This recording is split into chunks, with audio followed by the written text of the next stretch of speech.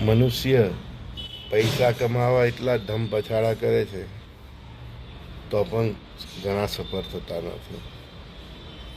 કારણ કે જે કંઈ પણ કમાય છે 200, 500, 1000, 5000 કે 5 લાખ, એના 10% પણ એ ધર્માદામાં ખર્ચતો નથી.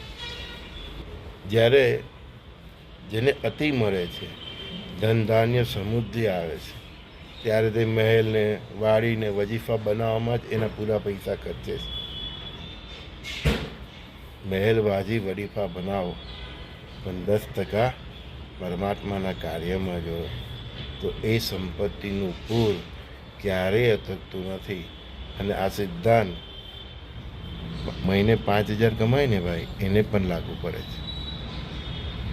અને રોજના 500 કમાય એને પણ લાગુ પડે છે. કંઈ આપ્યા વિના કંઈ મળતું નથી. ભીખમાં માંગેલો રોટલો, એમાંથી પણ બટકું કોઈને આપીએ, એ આ પ્રકૃતિનો સિદ્ધાંત છે. તો ભીખમાં માંગેલો રોટલો પણ વહેંચીને ખાવાની જેને ટેવ હોય છે, તેની પર લક્ષ્મીની કૃપા થાય છે. ત્યારે મારી આવક બહુ ઓછી છે, હું કઈ રીતે આ કરું, એ ખોટી સમજ છે. પરમાત્મા તમારો ભાવ જુએ છે. તમારી હાલની અમીરી ગરીબીની પરિસ્થિતિ જોતા નથી.